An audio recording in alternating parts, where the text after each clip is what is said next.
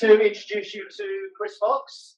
Now, you've heard from me about what makes a good business idea, the sorts of things that you need to think of. Well, it's quite an interesting follow-up to that. Well, I'm not going to say a word. I'm going to leave you to introduce your topic. What are you going to talk about? That's fine. Thanks very much, Simon. So Simon asked me to do this topic. I was a little bit reluctant at first because I think I'm going to be the grumpy old man of today, the Grinch, if you like. This is an important topic. So this is who I am. I'm Chris Fox. I'm an evidence-based, future-oriented business strategist, and I'm also the founder of a software company that helps businesses do business strategy. And that is all true. Honest God, it's true, but we're not here to talk about the truth, unfortunately. So can I just get the meeting going by everyone who lies, raise their hand. All the liars. We've got someone who's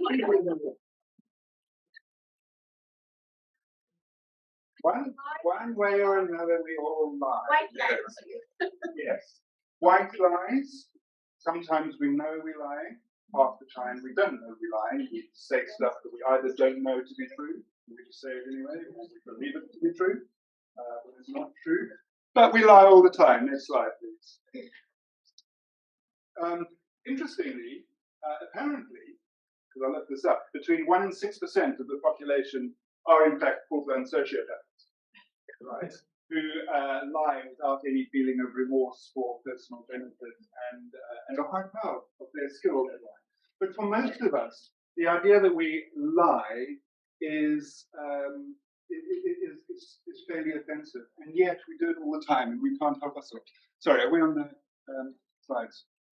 If we can flick to the next one, you perhaps recognize. Oh, you perhaps recognize Hugh Laurie, who was the star of an American TV show called House, about 2004 to 2012. He actually only got the part as a result of a lie, because it's an American TV show. He's a British actor, and the producer wanted an American actor. So all he did was he bitched up at the audition and spoke in an American accent throughout the entire process. And the producer didn't swap that he was British until the last minute. So he got the part through a lie, and the pilot episode of the series, it's ran for 7 or 8 years. Pilot episode was called Everybody Lies, and it's a hospital story. So he's a doctor. He diagnoses rare diseases that are killing people. And at least half of the episodes, or each episode is based on a real-life medical case.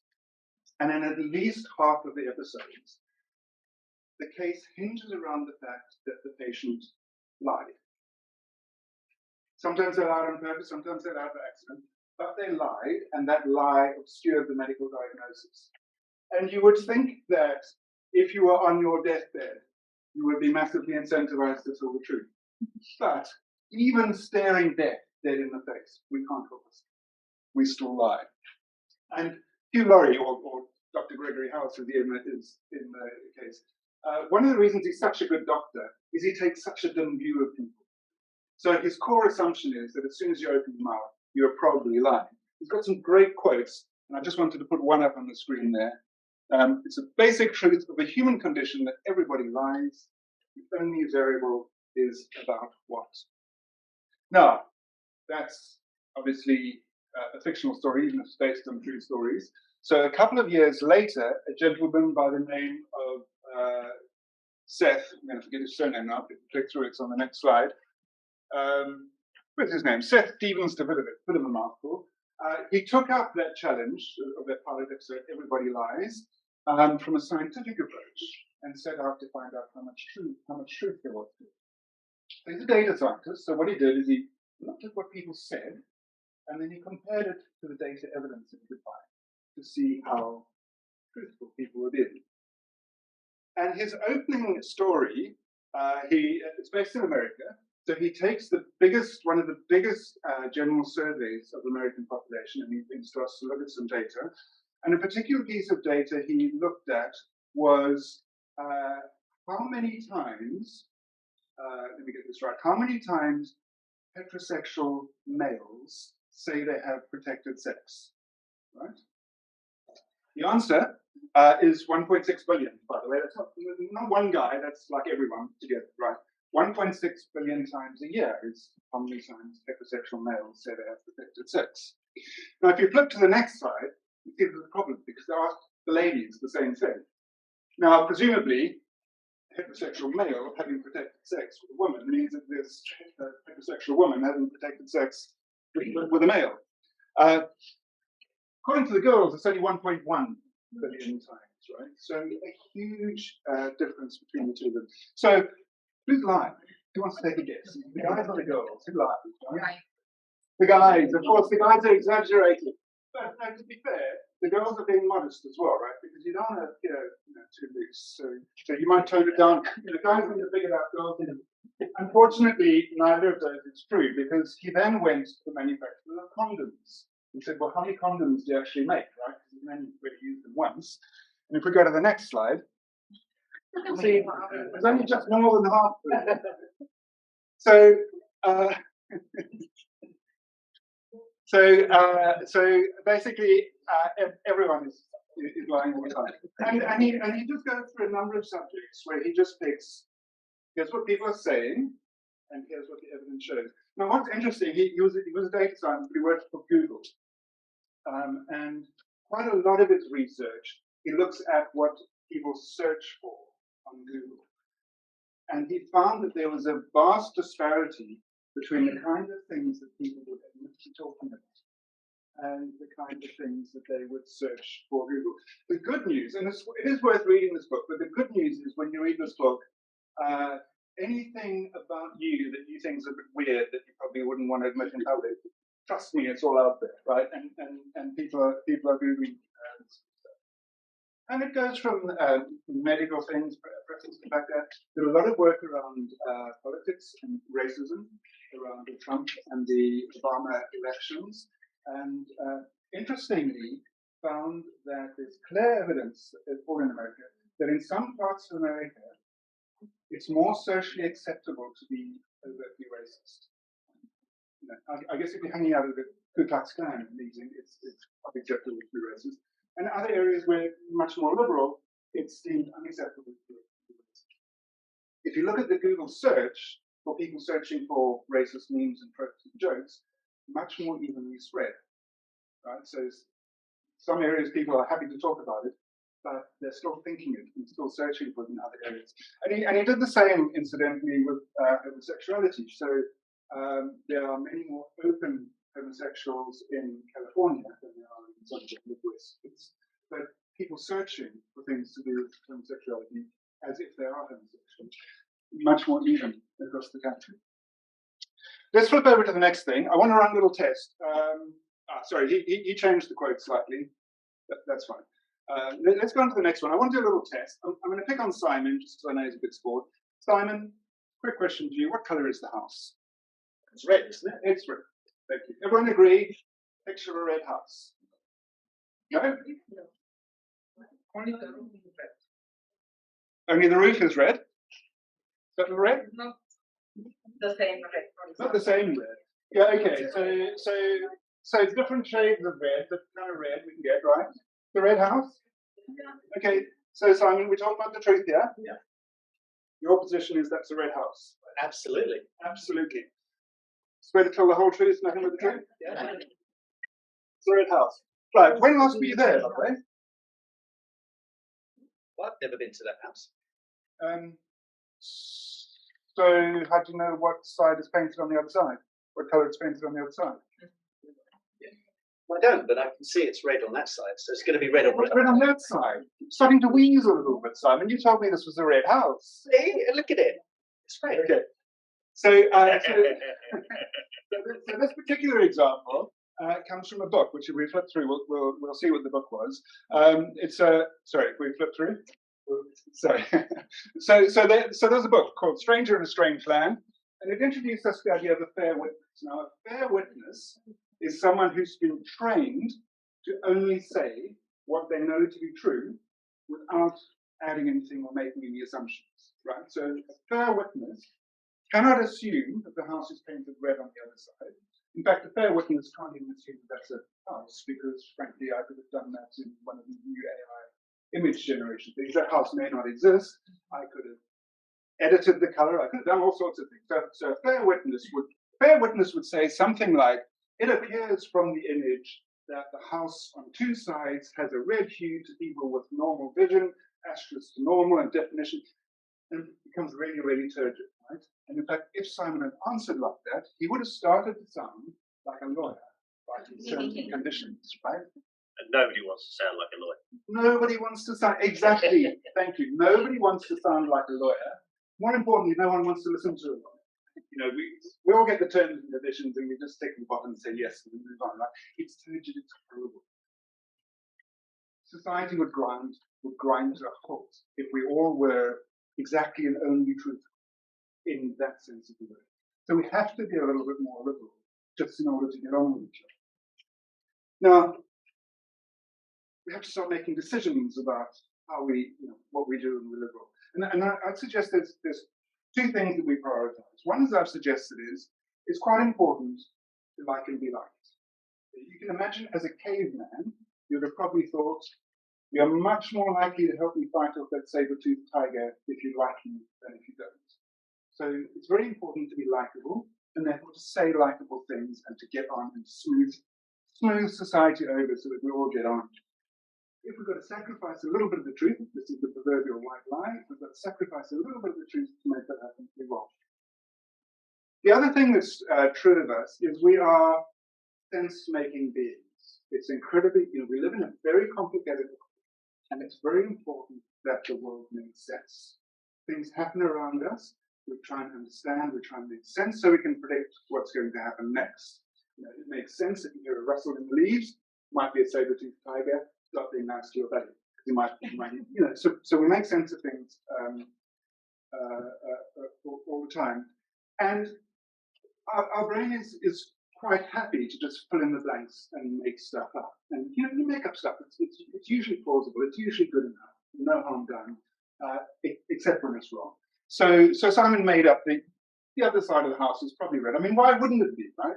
As soon as you say to yourself, well, perhaps the other side of the house isn't red, you then say, well, I wonder what colour it is. And now you've got a question. And the brain doesn't like questions. The brain likes answers. Now that you've got the question, you have to say, well, what other colour? Why would anyone paint their house a different colour on the outside? Now, there's a lot of reasons why they would. We don't know what they are, but we start to make up these stories. And in fact, you'll find that our lives consist of fabricated narratives of the way the world, the way we think the world is or ought to be. We're usually either the hero or the victim in those stories as well, just by the way. With very few people have an internal narrative about the world in which they're the bad guy. They're usually either the hero or the victim. And so we make up those stories as we go.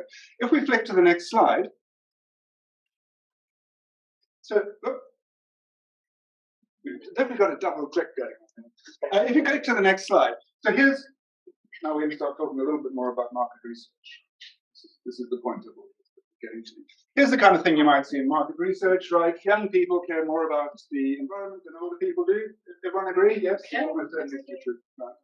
Okay, and maybe it is true, maybe it's not true. I don't really know. I left a bit of space there to fill in some extra words, right?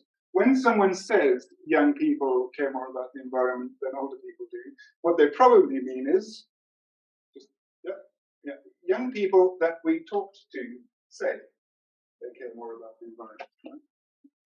But we know everyone lies. Okay, so there's two problems with this, right? So who did we talk to, right? So if we find a bunch of young people at a Greenpeace rally, I mean, I think you know the answer, right? And if you find a bunch of old people at the Enron shareholders meeting, you can kind of get where the answer is going to go there. But also, it's just what people say. And people say things for all sorts of reasons.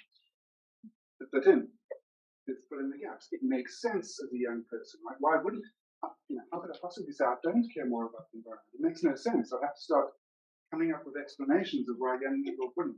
So I would definitely say that. What's interesting, going back to Seth's book, Everybody Lies, young people are notoriously bad, liberal with the truth, shall we say. I guess they're just not as far along on their journey.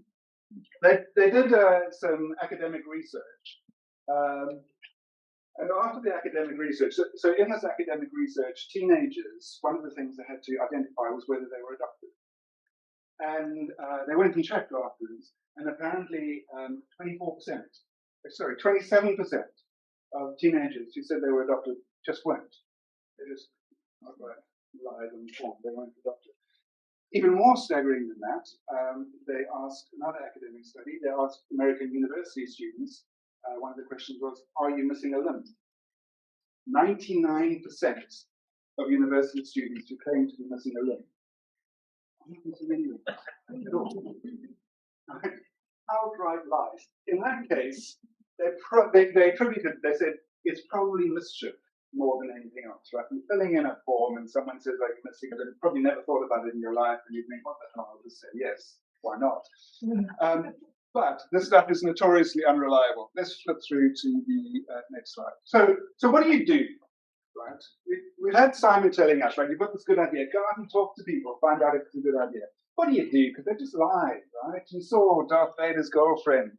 I mean, you can't ask Darth Vader's girlfriend anything. Right. So what I'm going to suggest you do is you line up everyone in the world, right? You start with your mum, okay? And you work all the way up to disinterested strangers that you've never met. And you can put in between here, you can put Darth Vader's girlfriend just over there. Then you can put your family and your friends, your colleagues, your customers. You can basically line up people how far away from emotional entanglement they are. Your mum, she's so wrapped up in your life, so invested in your life, but the chances of her being able to be honest or even know whether she's being honest about a really important idea is severely challenged just because she has such a strong emotional connection with your entire life. Right? It's not just a couple of isolated incidents. So your mum's a really bad person to ask if your idea is good, right? Disinterest strangers, much better. They're probably still lying. We'll come back to it. Let's get the next axis, right? So the next thing you can do is, well, you can ask them and listen to what they say, right, in which case they lie, or you can see what they do. Now, there's a distinction here between what they do when you're watching and what they do when you're not watching, two different things. There's a thing called the Hawthorne effect, which has been reasonably well tested. And the Hawthorne effect basically says, as soon as people know they're being observed, they change the behavior. And again, it's all the same reasons why we lie. We're just lying through behavior rather than words, right? You're trying to impress people, you're trying to fit in, you're trying to make the world make sense through your behaviors. So if you can observe people when they don't know you're watching without being creepy, right? Don't get arrested. Don't get arrested. You get a much greater sense of truthfulness from it. And so if we click onto the next slide, so you'll see asking your mum, hey, do you think this is a good idea? Really easy, really unreliable. Observing strangers when they don't know you're observing them, quite hard, much more reliable. Okay? But not impossible. It's getting easier. So obviously in the digital space, the ability to collect data on how people are using products or engaging with marketing stuff gone up massively. But even in the non-digital space, I mean, I've seen people follow people around supermarkets and shoot their put coffee. I mean, it can be done. As I say, just try not to be too creepy, but you can watch people. And so you come up with this whole landscape of different ways you can get feedback. And the whole point about this talk, hopefully it's landed reasonably well, is that don't stick there. I'm not saying don't ask your mum, right? Because your mum would probably be a bit upset if you came up with a strange business idea and you didn't bother to ask her. That would be difficult. I'm not saying don't ask her, but get evidence from as many of these different places as possible. Bearing in mind that because everyone lies, what you want is as many points as evidence so you can catch the lie, right? But, what was the TV show? It said the truth is out there somewhere, right? If you collect enough pieces of evidence, you will eventually get to the truth. And if we flick through to the next slide, My advice to you would be think like a detective, right? So a detective, their job is to get to the truth, right? The detective, they always interview all of the witnesses, but they never believe them, right? Because you know that the person who killed the murderer probably lied, right? So you know you're definitely being lied to. You still interview all the people. You use what they say to look for corroborating evidence. And you observe things about the crime scene and about their behavior before and after the crime scene. You observe that behavior and you put it together. And what you're doing is you're looking for the bits that don't add up. Right? Again, we're sense-making things. So you said that, and yet over here it looks like you were doing that. That doesn't add up for you. And so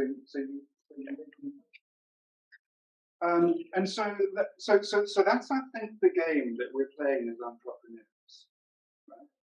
It's easy. There's lots of marketing research companies that think you just fill out a survey, people fill out the survey, and you find out what their ideas are. It's not true. Right? It's an unreliable way of doing it. You need to try a lot harder than that. Investigate the evidence in much more detail. I'm just going to the next slide, which is just back to me again. That is all still true, by the way. You probably don't believe a word of it now, but that's me. Feel free to check out my website, and I will happily take any questions or observations, or even just accusations. So if we cannot trust how do we find out what? Can you? So if you can't trust surveys, how do you? So Yes. So what are the ways? So the best way, as I said, is to observe people. So I'm not saying don't ask people, right? Because you will get valuable information from asking people. What I am saying is don't just believe it to be true without corroborating. Now you can corroborate it by asking different people different questions, and if the answers all come out the same, that will help. But the strongest way to do it is to observe actual behavior. Where to observe it? Well, it depends where you. Do you get people who might be interested in your product, which you don't even know if they might be interested in? Where do you find the? Yeah. So no. The answer to that, of course, it depends on what your product. But for example, if it's the type of product that might be in a supermarket, you can just observe people in a supermarket. So you can bring people together, but as soon as you bring people together, remember you get the Hawthorne effect. So I now know you're watching me, so my behaviour is influenced. So you can do that as long as you're aware that the behaviour might be influenced. But if you can observe people in the wild, as it were, when they don't know you're watching, so actually follow them around the supermarket, or maybe put up a website. Well, I mean, people do it all the time. Just because you're wandering around the supermarket doesn't mean there's not someone following you. That's happened. But online is another great example. I mean, social media is a gift, really, because if you put stuff up on social media and you're getting lots of likes, that's a fair indication that people are at least interested in your subject. Can I add something? Please do. There's a book, Why We Shop, by Paco Underhill. Right, the guy made a career out of being a retail anthropologist, and also surveillance capitalism. To back up what Chris is saying, you are being watched all the time.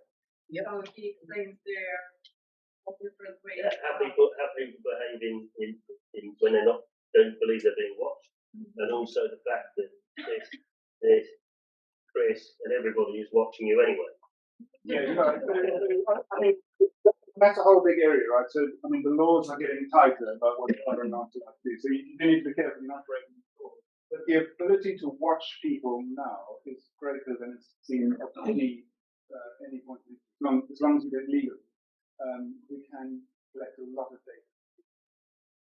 I think it's actually not a question, but I want to see another book called Montez, which is also great at showing you how to interview people in a way that's non-biased and behavior. What can you repeat? The Montez, like Monk and people. So yeah, I mean, there's a whole subject about how to do interviews, how to construct surveys, and you will. The way I always put it, all of those things will teach you how to be less bad.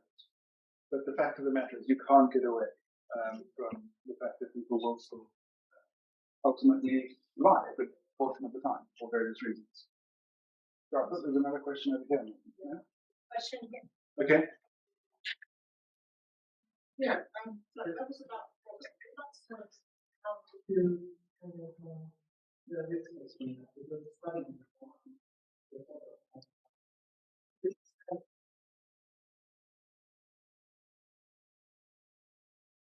Well, no, I think the same thing would apply. I'd probably as well go back to something Simon said. Well, focus on the problem, right? So was you with the migraines, right? Yes. Yeah. So so we could observe, for example, how many sick days did you take?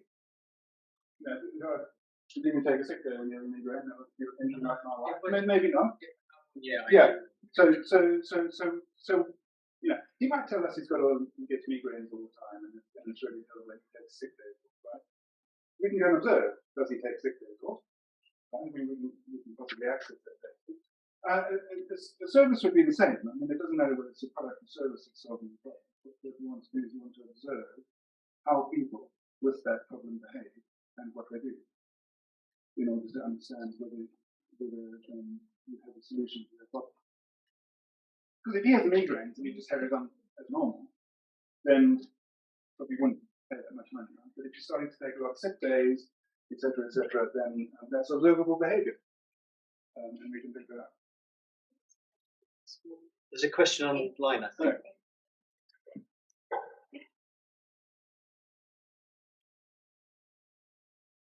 no, okay, okay.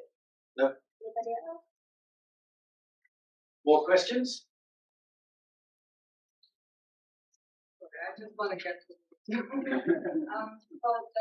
way to find out all the information about researching and kind of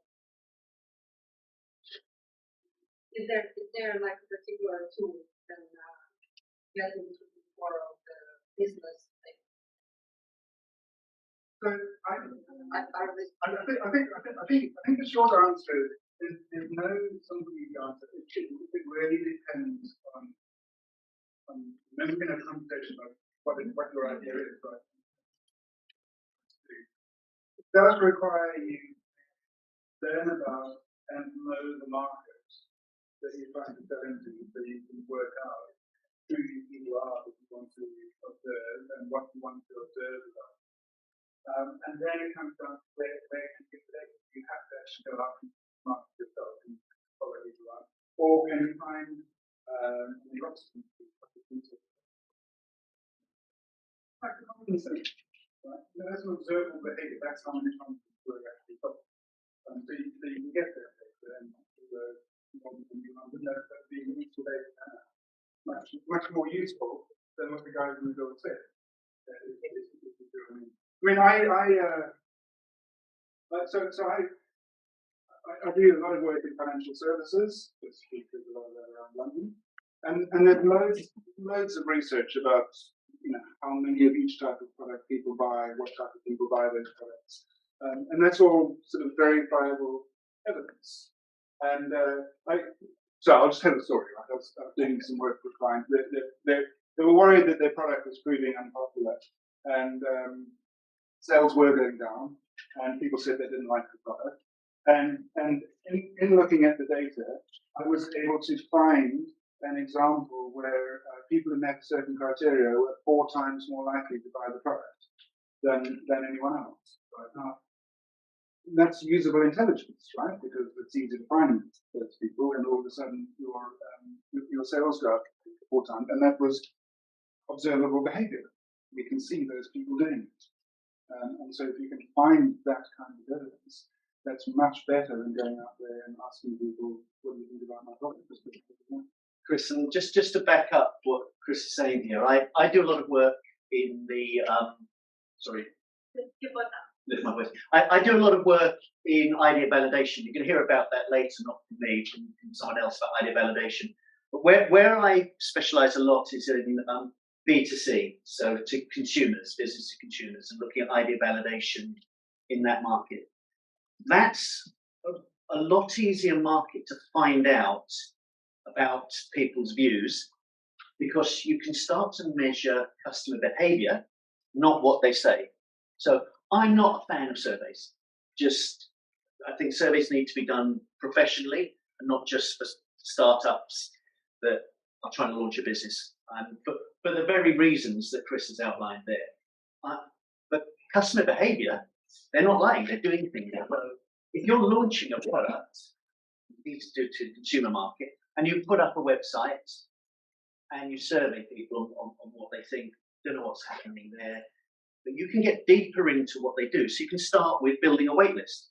If people are willing to give their email address for more information, they're doing something. It's weak validation, but they're doing something. You can get stronger. You can take them through a pathway on your website to purchasing a product. You might not actually, you might ask them to purchase it for £29.99. There's nothing beyond there apart from saying coming soon, the minute they press on there.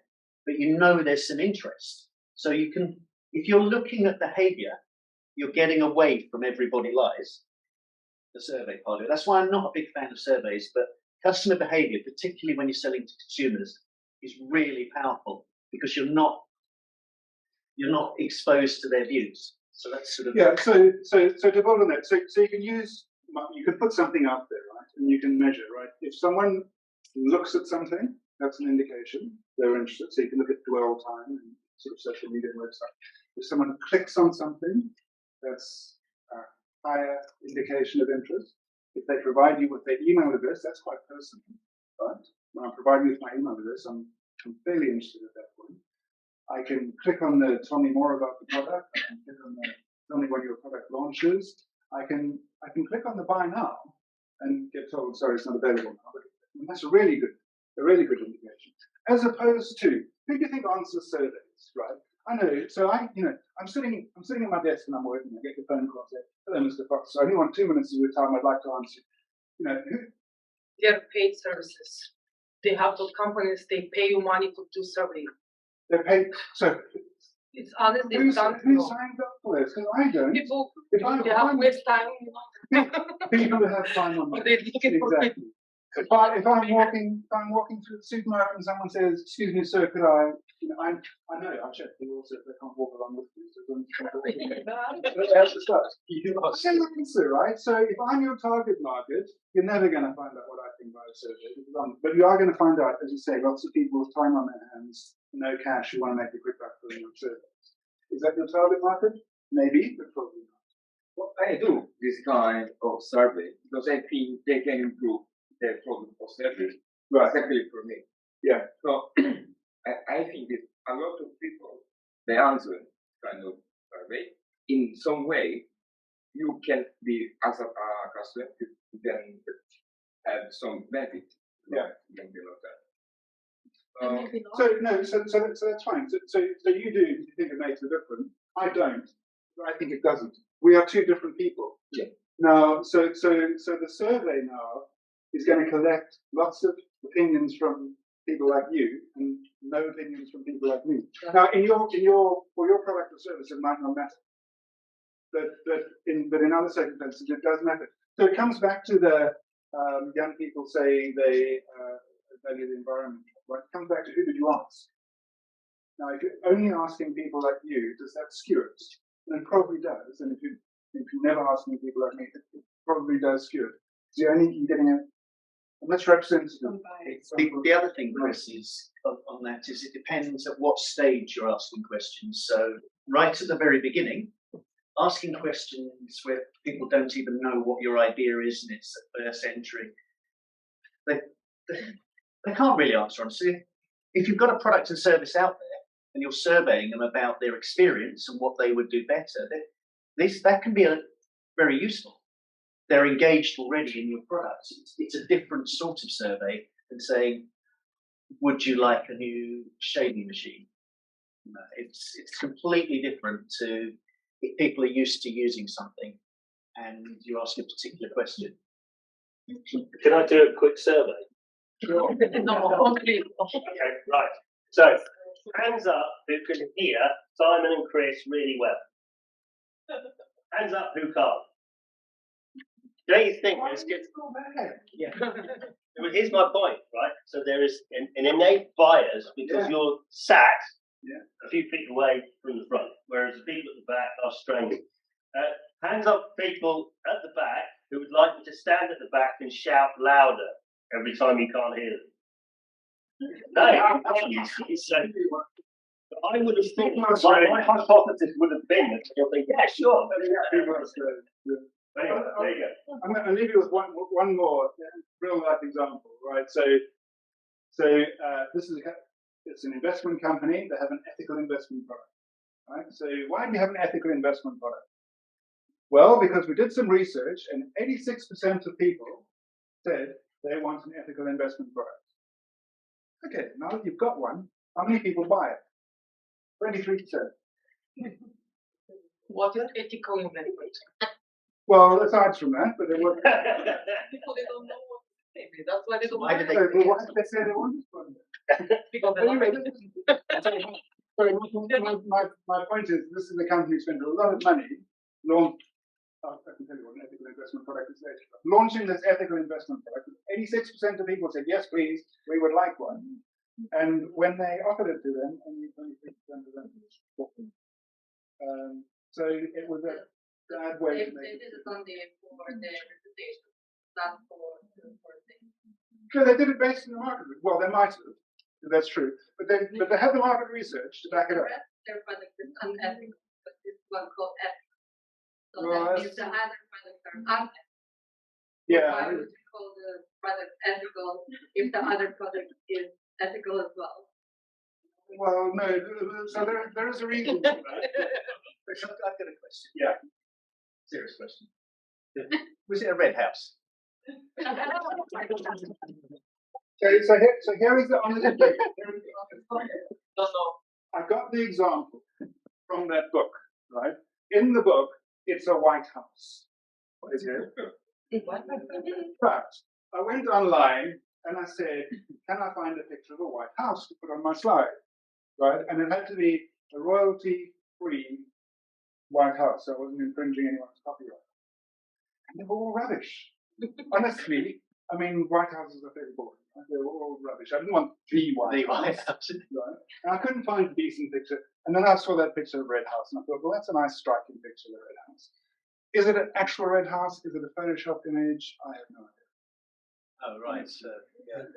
That's why you You could have used an AI to make it. It could, it could be one of those like creative photographers who found a boring house and tints of red. I have absolutely no idea, honestly. No idea. Because, well, Just by looking at it, this lovely young lady here, she suggested that the colours, Yeah. Yeah, the colour is sienna. yeah. Yeah, you Right. see, now Simon, he's a Like nice guy. He didn't say that. I didn't think Chris would understand that. I thought that. Yeah, you knew. I thought we'd have problems. Okay, we're sort of almost out of time. Is there a go on? Yep. There was a sausage company. They offered 15 types of vegan sausages. Now they are cutting down the range of the vegan sausages to 2 because actually customers are not buying. Yeah. And it's just they listen to the news and the media because of the hyper Yeah. sensation. They believed what's said out there. There's a, when I used to work in local TV news, right? If we ever wanted to fill up time, you'd be sent out with a stringer, a cameraman, and you'd go and ask members of the public their view on a current issue, let's say, right? That came in 3 flavours. I think it's disgusting.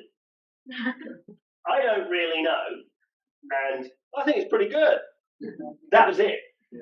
We eventually would just go into the archive, get interviews with people saying those 3 things, and then stick it on.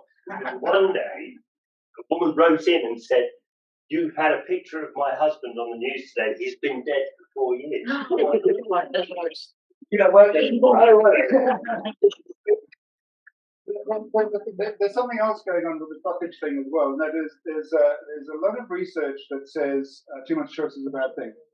So if you Google jam jar experiment, they set out these stalls, and on the one stall they had one jar of jam, one type of jam, and the other one they had say 3, and then the other one they had maybe 10 or 15. And consistently, people are more likely to buy if you give them a limited choice. If you only give them one choice, they say, "Well, there's no choice here. That's not for me. I'm individual," right? But if you give them too much choice,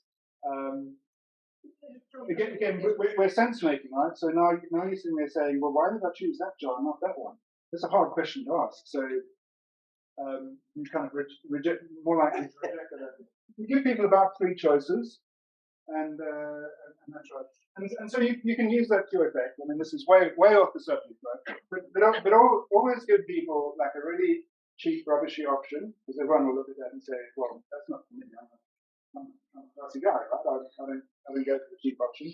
Give them a really expensive option, and people will look at that and say, "Well, that's just all the bells and whistles. They're just ripping people off." And you give them the middle option, which is the one that you're trying to sell, and people will say, "Well, that feels safe." It's the sort of Goldilocks effect, right? Or Yeah. just real quick, or you do what luxury brands do. You interview the customers and tell them they can't have it because they're not the right person. Get a bit around. That's how you sell one product. Chris, thank you very much.